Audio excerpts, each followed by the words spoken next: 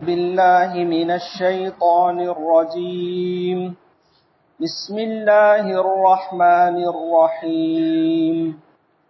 لا أقسم بيوم القيامة ولا أقسم بالنفس اللوامة أيحسب الإنسان أن لن نجمع عظامه بلى قادرين على أن نسوي بنانه بل يريد الإنسان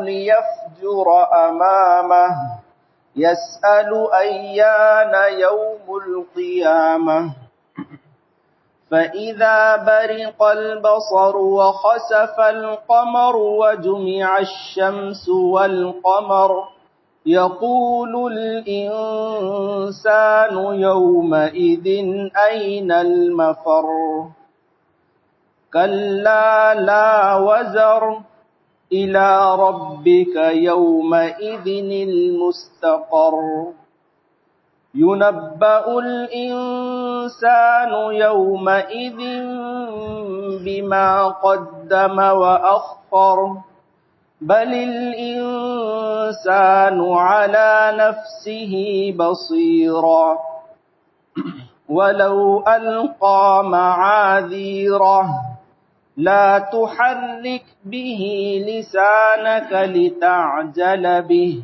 إن علينا جمعه وقرآنه فإذا قرأناه فاتبع قرآنه ثم إن علينا بيانه كلا بل تحبون العاجلة وتذرون الآخرة وجوه يومئذ ناظرة إلى ربها ناظرة ووجوه يومئذ باسرة تظن أن يفعل بها فاقرة كلا إذا بلغت التراقي وقيل من راق وظن أنه الفراق والتفت الساق بالساق إلى ربك يومئذ المساق. صدق الله العظيم. سبحانك لا علم لنا إلا ما علمتنا إنك أنت العليم الحكيم. رب اشرح لي صدري ويسر لي أمري واحلل عقدۃ من لسانی یفقہوا قولی. پناہ مانگتا ہوں میں اللہ تعالیٰ کی شیطان مردود سے. شروع کرتا ہوں اللہ کے نام سے جو بڑا مہربان بڑی رحمتوں والا ہے. قسم کھاتا ہوں میں قیامت کے دن کی اور قسم کھاتا ہوں اس نفس کی جو برائی پر ملامت کرتا ہے. کیا انسان یہ سمجھتا ہے کہ ہم اس کی ہڈیوں کو جمع نہیں کریں گے؟ کیوں نہیں؟ ہم اس پر قدرت رکھتے ہیں کہ اس کے پوروں کو برابر کر دیں گے. بلکہ انسان چاہتا ہے کہ اس سے پہلے ڈھٹائی کرتا رہے. پوچھتا ہے کہ قیامت کب آنے والی ہے، قیامت کا دن کب ہے. پھر جب آنکھیں چندیا جائیں گی اور چاند گہنا جاوے گا اور سورج اور چاند ایک جگہ جمع کر دیے جائیں گے، اس دن انسان کہے گا کہ کہاں ہے بچ کر بھاگنے کا راستہ؟ کوئی نہیں ہے، کہیں نہیں ہے بچنے کا راستہ. تیرے رب کے پاس اس دن جا کر ٹھہرنا ہے. اس دن انسان کو جتلا دیا جائے گا جو اس نے آگے بھیجا یا پیچھے چھوڑا، بلکہ انسان خود اپنے آپ پر دلیل ہوگا اگرچہ وہ کتنی ہی عذر پیش کر لے. آپ اپنی زبان کو جلدی جلدی مت ہلایا کیجیے تاکہ اس کو سیکھ سکیں. یہ ہماری ذمہ داری ہے اس کو جمع کرنا اور اسے پڑھانا. بس جب ہم پڑھیں تو اس پڑھنے کے پیچھے پیچھے آپ پڑھیے، پھر ہمارے ذمے ہے اس کی وضاحت کروانا، ہرگز نہیں، بلکہ تم لوگ جلد ملنے والی دنیا کو پسند کرتے ہو اور آخرت کو چھوڑ دیتے ہو۔ اس دن کتنے ہی چہرے تر و تازہ ہوں گے، اپنے رب کی طرف دیکھ رہے ہوں گے، اور اس دن کتنے ہی چہرے اداس ہوں گے اور سمجھ رہے ہوں گے کہ ان کے ساتھ کمر توڑ معاملہ کیا جائے گا۔ سنو، جس وقت جان ہنسلی تک پہنچ جاوے گی اور کہنے والے کہیں گے کہاں ہے جھاڑ پھونکنے والا، اور وہ شخص سمجھ جائے گا کہ جدائی کی گھڑی آ گئی اور پنڈلیاں پنڈلیوں سے لپٹ جاوے گی، اس دن تیرے رب کے پاس جانا ہوگا۔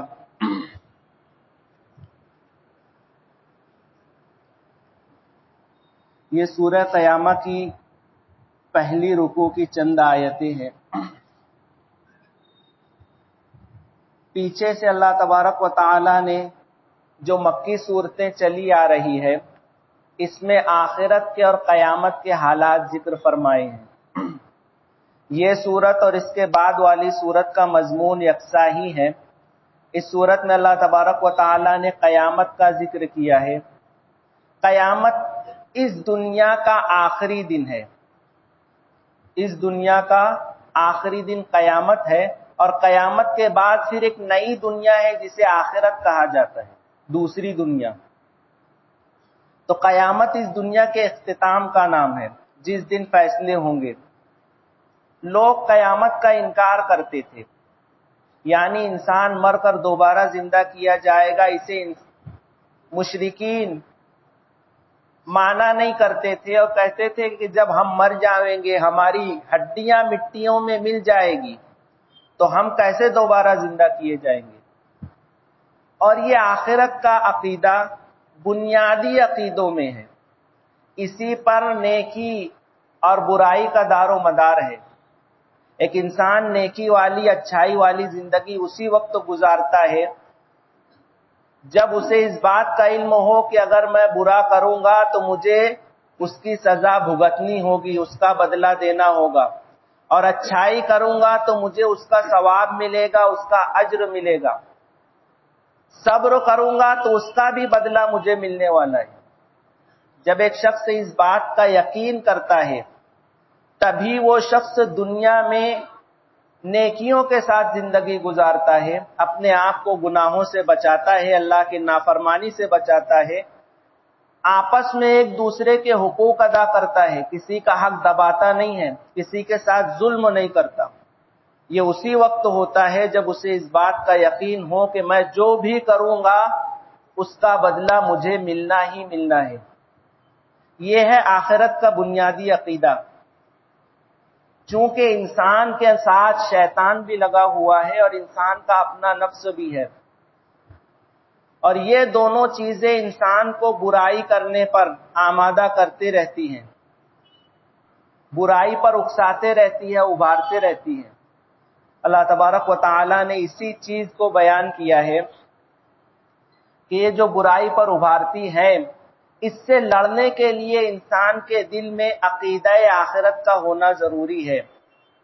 جب دل میں عقیدہ آخرت ہوگا تو شیطان کے بہکاوے سے بھی انسان بچے گا، اور نفس جو اسے ہٹانا چاہے اللہ کے راستے سے، تب بھی انسان اپنے آپ کو یہ سمجھا سکے گا کہ میں یہاں پر اگر کسی کا مال کھا لوں، کسی کا مال دبا لوں تو دنیا میں تو مجھے فائدہ ہے، مگر مجھے کل قیامت کے دن یہ ادا کرنا ہوگا، اس کا بدلہ دینا ہوگا، اور اللہ کے حکم کی نافرمانی کی وجہ سے مجھے مزید سزا دی جائے گی۔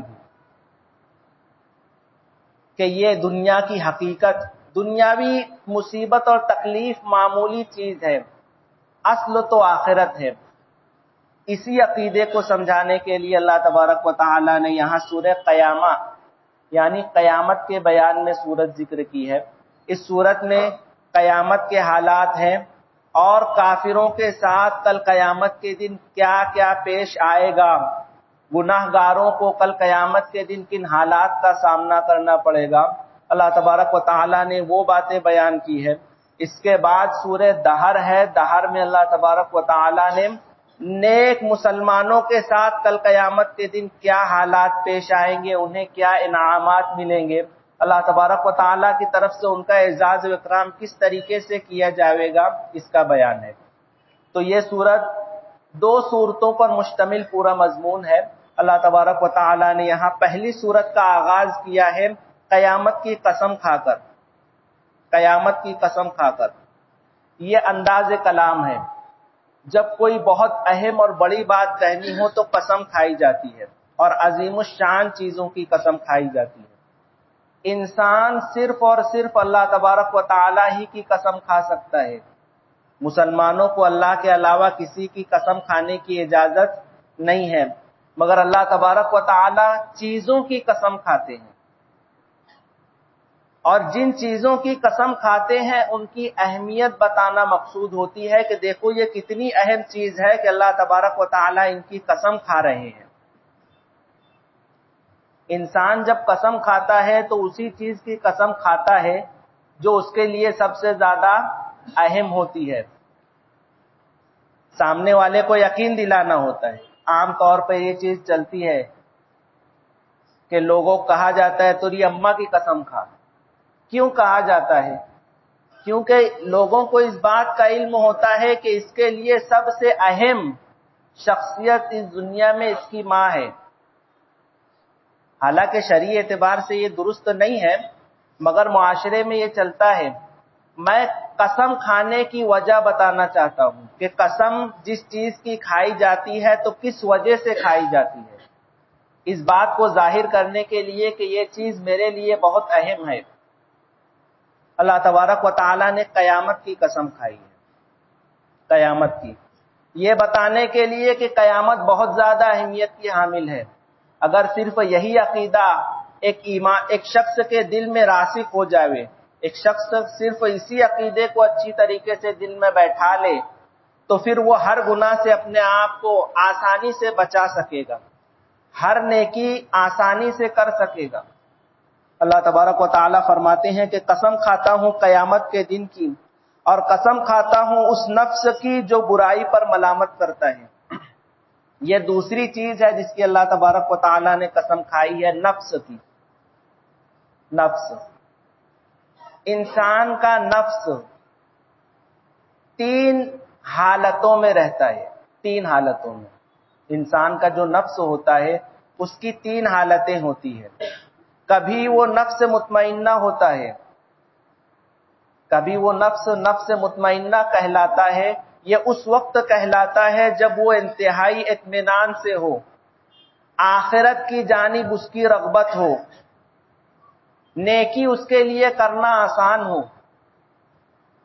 اور اس کے مقابلے میں نفس کی ایک کیفیت ہوتی ہے نفس امارہ، اور نفس امارہ اس وقت کہا جاتا ہے جب وہ دنیاوی شہوتوں کی جانب مائل اور راغب ہو، جب وہ برائی کی طرف دعوت دیتا ہو، اس حالت میں اس کو نفس امارہ کہتے ہیں۔ اور ان دونوں حالتوں کے بیچ میں نفس لوامہ ہے، جسے عام زبان میں ہم ضمیر بھی کہتے ہیں۔ نفس لوامہ کو عام زبان میں ضمیر کہتے ہیں، یعنی یہ ملامت کرتا ہے، یہ برائی کی طرف بلاتا بھی ہے۔ انسان برائی کر لیتا ہے تو اسے لعنت ملامت بھی کرتا ہے، انسان کو اس کی برائی کرنے پر اسے کوستا بھی ہے کہ تو نے غلط کیا، مگر یہی نفس برائی کی طرف بلاتا بھی ہے۔ تو یہ 2 طرفوں میں، یعنی نفس کی اعلیٰ کیفیت اور نفس کی ادنا کیفیت کے درمیان کی حالت ہے۔ اللہ تبارک و تعالیٰ فرماتے ہیں کہ ہر انسان کا نفس اس حالت میں ضرور ہوتا ہے، ہر انسان کا نفس اس حالت میں ایک وقت ضرور آتا ہے۔ وہ نفس امارہ ہو، گناہ کروا لے، مگر کچھ دیر بعد اسے احساس ضرور ہوتا ہے، اور وہ اپنے آپ کو احساس دلاتا ہے کہ میں نے جو کیا تھا وہ برا کیا تھا، میں نے جو کیا تھا وہ برا کیا تھا، جسے ہم کہتے ہیں کہ اس کا ضمیر اسے ملامت کرتا ہے۔ اور جب یہ ضمیر ملامت کرتا ہے تو یہی چیز اسے توبہ کی طرف لے جاتی ہے، جب وہ توبہ کر لیتا ہے اللہ کے بارگاہ میں سچی پکی، اور اگر کسی کا حق اس نے ضائع کیا ہے اس کا حق ادا کر دیتا ہے تو پھر نفس مطمئنہ بن جاتا ہے، پھر اسے اطمینان ہوتا ہے، اسے سکون ہوتا ہے۔ اسی لیے ایمان والوں کی موت کا وقت اللہ نے جو ذکر کیا ہے وہ ذکر کیا ہے کہ وہ نفس مطمئنہ، یا ایتھا النفس المطمئنہ، اے نفس مطمئنہ، ارجعی الی ربک، اپنے رب کی طرف لوٹ جا، راضیۃ مرضیہ، اس حال میں کہ تو راضی بھی ہے اور تجھ سے اللہ پاک بھی راضی ہے، فادخلی فی عبادی، پھر اللہ کی جانب سے حکم ہوگا کہ میرے بندوں میں شامل ہو جا، وادخلی جنتی، اور میری جنت میں داخل ہو جا۔ یہ نفس مطمئنہ ہے۔ ہمارے استاد حضرت مولانا مفتی احمد صاحب خانپوری صاحب رحمت دامت برکاتہم اللہ ان کی زندگی عافیت کے ساتھ دراز فرماوے، ان کے پاس انسان جب بیعت ہونے جاتا ہے تو وہ اسے 3 چیزیں بتاتے ہیں۔ یہی اصل مضمون ہے نفس مطمئنہ، کہ انسان جس وقت مرنے والا ہو اس وقت وہ دنیا کی ہر فکر سے آزاد ہو، اسے کوئی چیز پر افسوس نہیں ہو کہ میں نے فلاں گناہ کیا تھا توبہ نہیں کی، میں نے فلاں کا حق ضائع کیا تھا ادا نہیں کیا، میرے فلاں معاملات باقی ہیں۔ جب دنیا سے جانے کا وقت ہو تو وہ بے فکر ہو، اور بے فکر مطمئن کب ہوگا؟ اس وقت ہوگا جب وہ اللہ تبارک و تعالیٰ کے تمام حقوق ادا کر چکا ہو، اللہ کے بندوں کے تمام حقوق ادا کر چکا ہو، اور جو باقی اس کے ذمے معاملات ہیں ان کی اس نے وصیت کر رکھی ہو۔ یعنی اللہ تبارک و تعالیٰ نے جتنے فرائض اس کے ذمے رکھے تھے اس نے سب ادا کر لیے ہیں، جتنے گناہ ہوتے رہے اس نے گناہوں پر توبہ کر لی ہے، لوگوں کے جتنے حقوق ہیں اس نے ادا کر دیے ہیں، یا اپنی وصیت میں لکھ دیے ہیں کہ فلاں شخص کی فلاں چیز میرے پاس ہے، یا فلاں کا فلاں پیسہ میرے پاس ہے، یا فلاں سے میں نے قرض لیا ہوا ہے، یہ سب کچھ اس نے لکھ رکھا ہے۔ تو یہ ہے وصیت۔ تو وہ جب کسی کو بیعت کرتے تھے تو کلمہ پڑھانے کے بعد توبہ کرانے کے بعد کہتے تھے ابھی تمہارے ذمے سے ایک حق ساقط ہوا ہے اور وہ بھی آدھا، تم نے اللہ کی جتنی نافرمانیاں کی ہے، جتنے گناہ کیے ہیں وہ معاف ہو گئے، مگر تمہارے ذمے جتنے فرائض باقی ہیں ان کا ادا کرنا ابھی ضروری ہے، جب تک توبہ مکمل نہیں ہوگی۔ ابھی توبہ کر لینے سے توبہ مکمل نہیں ہوئی، ابھی تمہارے ذمے جتنی فرض نمازیں، جتنے روزے، زکوٰۃ وغیرہ جو چیزیں باقی ہیں اسے ادا کرنا ہوگا، ایک چیز۔ دوسری چیز، تمہارے جتنے تعلقات اور رشتہ دار ہیں، تعلقات والے دوست، رشتہ دار، بھائی بہن، والدین، ان تمام سے جا کر معافی مانگنی ہوگی۔ وہ لسٹ بتاتے ہیں، 500 لوگوں کی لسٹ بنتی ہے کہ ایک انسان کی زندگی میں کل 500 لوگوں سے ہی اس کے رابطے اور تعلق ہوتے ہیں، اس سے زیادہ نہیں، اور یہی اس کی دنیا ہے۔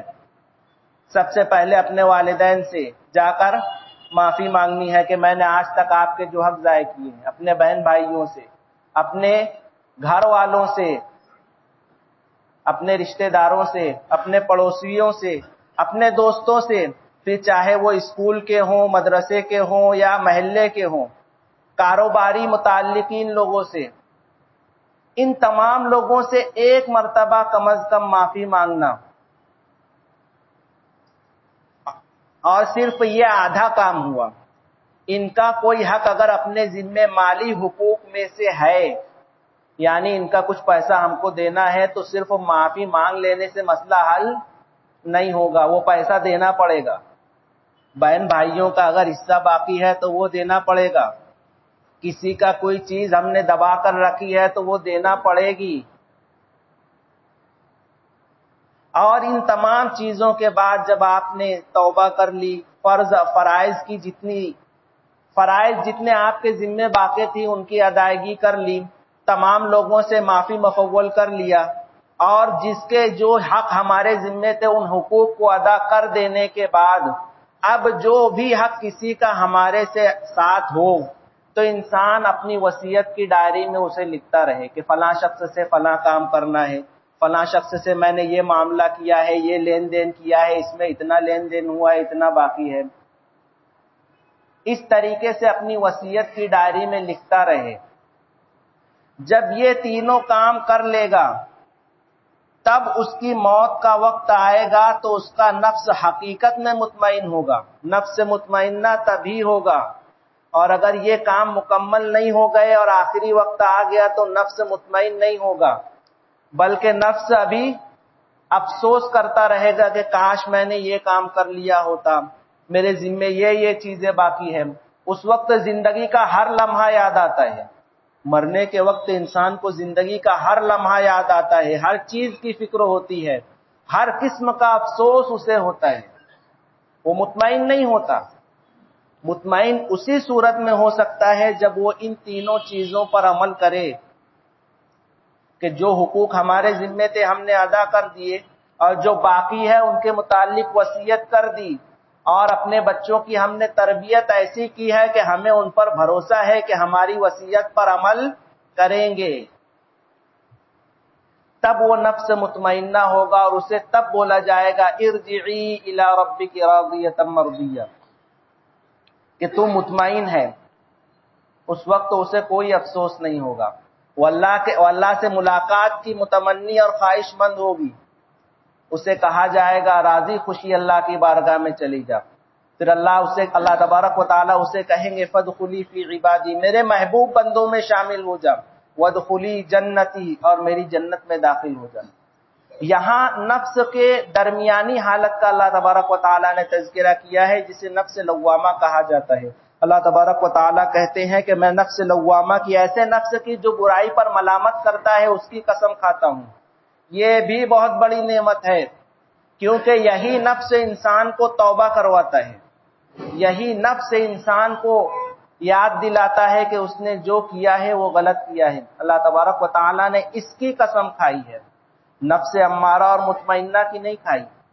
یہ ہے نفس لوامہ، جو انسان کو غلطی ہونے پر ملامت کرے، اور غلطی ہر انسان سے ہوتی ہے۔ سرکار دو عالم صلی اللہ علیہ وسلم کا پاک ارشاد ہے الا کلکم خطاؤن، سنو تم میں سے ہر شخص سے غلطی ہوتی ہے، وخیر الخطائین التوابون، لیکن بہترین خطا کار وہ ہے جو اپنی غلطیوں پر نادم اور شرمندہ ہو کر توبہ کر لے۔ اللہ تبارک و تعالیٰ نے نفس لوامہ کی قسم کھائی ہے، پھر فرمایا ہے کیا انسان یہ سمجھتا ہے کہ ہم اس کی ہڈیوں کو جمع نہیں کریں گے؟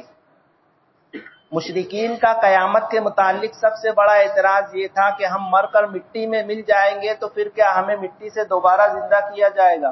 اللہ تبارک و تعالیٰ فرماتے ہیں کہ یہ لوگ کہتے ہیں کہ ہم مر جائیں گے، ہماری ہڈیاں ریزہ ریزہ ہو کر مٹی میں مل جائیں گی، پھر ہمیں کیسے زندہ کیا جائے گا؟ کیا یہ سمجھتے ہیں کہ ہم ان کی ہڈیوں کو دوبارہ جمع نہیں کر سکتے؟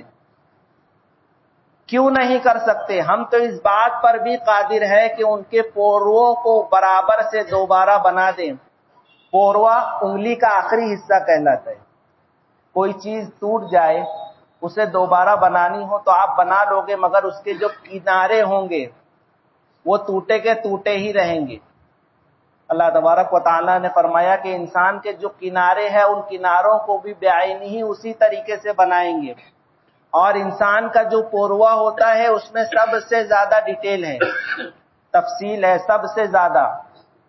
اللہ تبارک و تعالیٰ نے اسی میں فنگر پرنٹ بھی دی ہے، جو ایک انسان کی دوسرے کی جیسی نہیں ہوتی۔ اللہ تبارک و تعالیٰ فرماتے ہیں کہ ہم اسے دوبارہ اسی طریقے سے بنانے پر قادر ہیں۔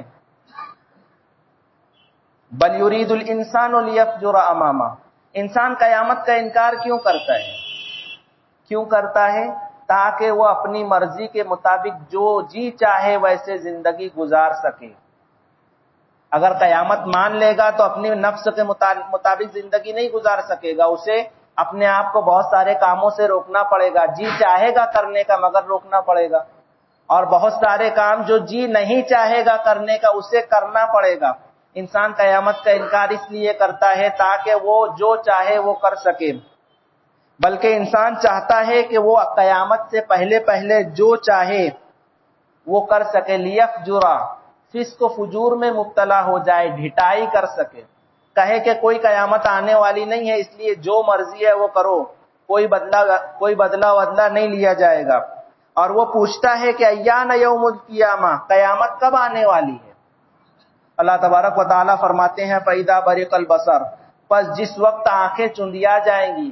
قیامت کب آئے گی اس کا جواب دے رہے ہیں، پس جس وقت آنکھیں چندیا جائیں گی اور چاند کو گہن لگ جائے گا اور سورج اور چاند جمع کر دیے جائیں گے، اور جب یہ عالم ہوگا تو انسان کہے گا، وہی انسان جو پوچھا کرتا تھا کہ قیامت کب آنے والی ہے، وہ کہے گا این المفر، اس دن وہ کہے گا ہے کاش کوئی بھاگنے کی جگہ مجھے بتا دو کہ میں بچ کر بھاگ سکوں، کیونکہ میں اس کا انکار کرتا تھا اور میں نے اپنی مرضی سے زندگی گزاری ہے، تو جو کچھ میں نے کیا ہے وہ مجھے بھگتنا پڑے گا، اس لیے انسان بھاگنے کی جگہ پوچھے گا این المفر، کہاں بھاگ کر جاؤں، کہاں بچ کر جاؤں؟ اللہ تبارک و تعالیٰ فرماتے ہیں ہرگز نہیں، کوئی بھاگنے کی جگہ نہیں ہے، کوئی نہیں، کہیں نہیں ہے بچاؤ کی جگہ۔ آج کے دن تیرے رب کے پاس جا کر ہی رکنا ہے، ٹھہرنا ہے۔ انسان قبروں سے اٹھیں گے، سور پھونکا جائے گا، قبروں سے اٹھیں گے، انسان بچنا اور بھاگنا چاہے گا۔ اللہ تبارک و تعالیٰ فرماتے ہیں کوئی بھاگ نہیں سکے گا، اللہ کی بارگاہ میں جا کر ہی رکنا ہے، اس سے پہلے کہیں رک بھی نہیں سکتا۔ الی ربک یومئذ المستقر۔ آگے اللہ تبارک و تعالیٰ فرماتے ہیں پھر اس دن انسان کو جتلا دیا جائے گا جو کچھ اس نے آگے بھیجا اور پیچھے چھوڑا۔ اس دن انسان کو جتلا دیا جائے گا، جو کچھ اس نے عمل کیے، عمل کر کے نیک ہو یا بد ہو، اس نے آگے بھیج دیا وہ بھی مل جائے گا، اور جو کچھ وہ دنیا میں چھوڑ آئے سے مراد اس نے کوئی بھی غلط طریقے کی رسم و رواج ڈالی تھی، اس نے غلط طریقہ دنیا میں جاری کیا تھا۔ جیسے انسان مرنے سے پہلے نیک عمل کا طریقہ ڈال جاتا ہے جس سے اس کے مرنے کے بعد بھی اسے نیکی اور ثواب ملتے رہتی ہے، ایصال ثواب، اسی طریقے سے انسان برا عمل بھی کر کے ایسا جاتا ہے کہ جب تک وہ برا عمل ہوتا رہے گا اس کا گناہ اس شخص کو ملتا رہے گا۔ مفسرین نے اس آیت کی تفسیر میں حابیل و قابیل کے واقعے کا ذکر کیا ہے کہ قیامت تک جتنے آدمی قتل کرتے رہیں گے ان تمام کا گناہ قابیل کو بھی ملے گا اس کے موجود ہونے کی حیثیت سے۔ تو جو بھی رسم و رواج اس نے دنیا میں ڈالی ہے یا جو اعمال خود کیے ہیں وہ سب کے سب انسان کو جتلا دیے جائیں گے۔ اللہ تبارک و تعالیٰ فرماتے ہیں بلکہ انسان خود اس دن اپنے آپ پر دلیل ہوگا، اسے بتلانے اور جتلانے کی ضرورت نہیں ہوگی، اسے خود اپنے آپ معلوم ہوگا کہ میں نے کیا کیا ہے۔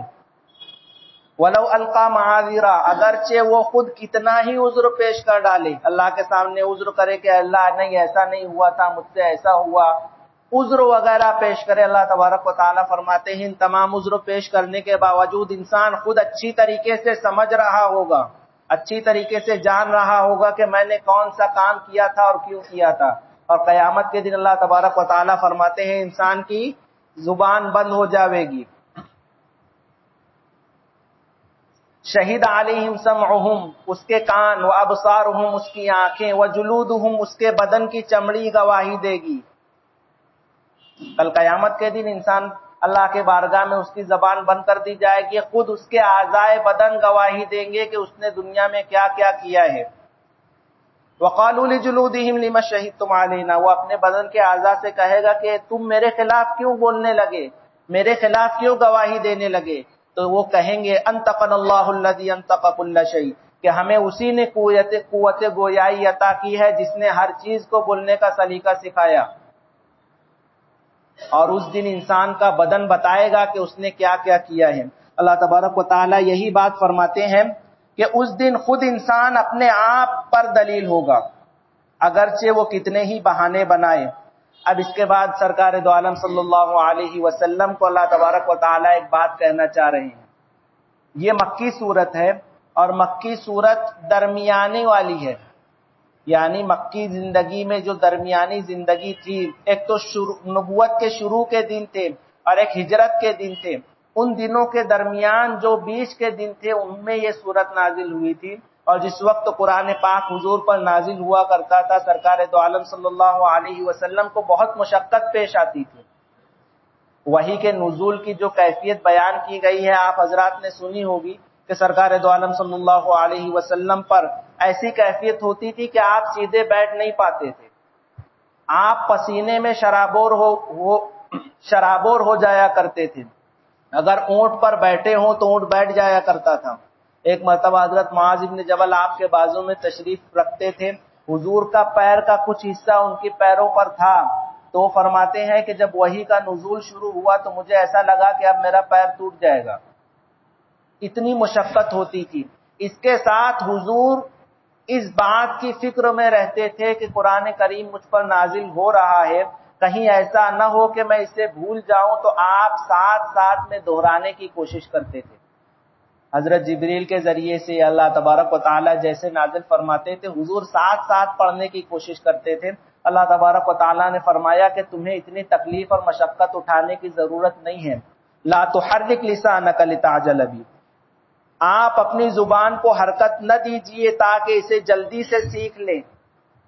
آپ چاہتے ہیں کہ یہ جلدی سے آپ کو یاد ہو جاوے اترتے ساتھ ہی، آپ کو یہ تکلف کرنے کی ضرورت نہیں ہے۔ ان علینا جمعہ وقرآنہ، یہ ہمارے ذمے ہے کہ ہم آپ کے دل و دماغ میں اسے جمع دیویں، اسے محفوظ کر دیویں، اور ہمارے ذمے ہے کہ ہم پڑھیں۔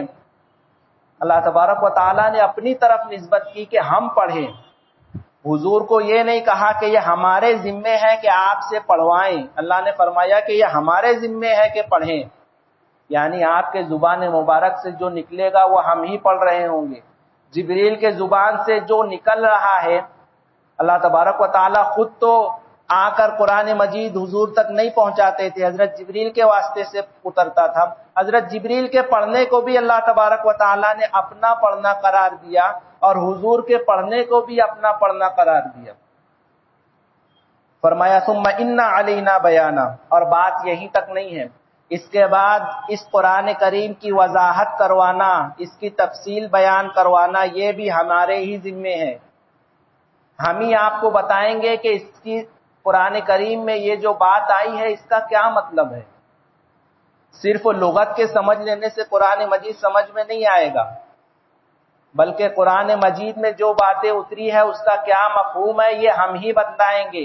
ان علینا بیانا، پھر اس کا بیان کرنا، اس کی وضاحت اور تفصیل کرنا، یہ بھی ہمارے ذمے ہے۔ اللہ تبارک و تعالیٰ پھر اپنے اصل مضمون کی طرف رجوع فرما رہے ہیں۔ کلا، سن لو، بلکہ تم لوگ جلدی آنے والی دنیا کو پسند کرتے ہو۔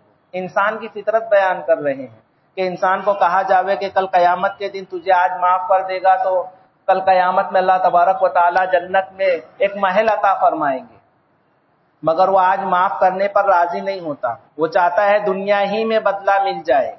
انسان کی یہی فطرت ہے۔ اللہ تبارک و تعالیٰ فرماتے ہیں کہ تمہاری فطرت یہ ہے کہ تم جلدی جلدی ملنے والی چیز کو پسند کرتے ہو اور آخرت کو چھوڑ دیتے ہو۔ وجوہ یومئذ ناظرہ، کل قیامت کے دن بہت سارے چہرے تر و تازہ شاداب ہوں گے، تر و تازہ ہوں گے، اپنے رب کی طرف دیکھ رہے ہوں گے، اپنے پروردگار کا دیدار کر رہے ہوں گے۔ یہ بہت بڑی نعمت ہے۔ کل قیامت کے دن جب لوگ نفسا نفسی کے عالم میں ہوں گے، اللہ تبارک و تعالیٰ فرماتے ہیں جو نیک عمل کرنے والے میرے بندے ہوں گے ان کا چہرہ تر و تازہ ہوگا، دمک اور چمک رہا ہوگا، اور وہ اپنے پروردگار کے دیدار سے لطف اندوز ہو رہے ہوں گے۔ اور اسی دن کچھ چہرے ایسے بھی ہوں گے جن پر اداسی چھائی ہوئی ہوگی۔ دوسری جگہ فرمایا ہے ترہقھا قطرہ، ان پر سیاہی چھائی ہوئی ہوگی، یعنی اداسی کے مارے ان کے چہرے کالے پڑ جائیں گے، سیاہ ہو جائیں گے۔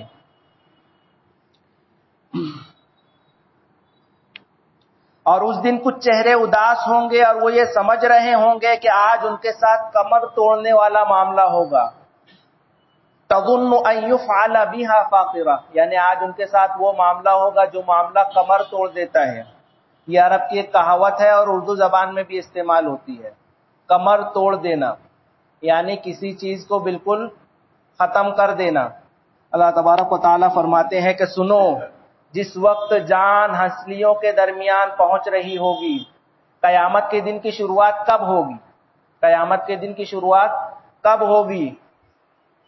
تو سوال کا جواب یہ ہے کہ جس وقت سور پھونکا جاوے گا، مگر یہ اس کے لیے ہے جو سور پھونکے جانے کے وقت زندہ ہو۔ ہمارے اور تمہاری قیامت کی شروعات سرکار دو عالم صلی اللہ علیہ وسلم نے فرمایا، اذا مات الانسان، انسان جب مر جاتا ہے تو اس کی قیامت قائم ہو جاتی ہے۔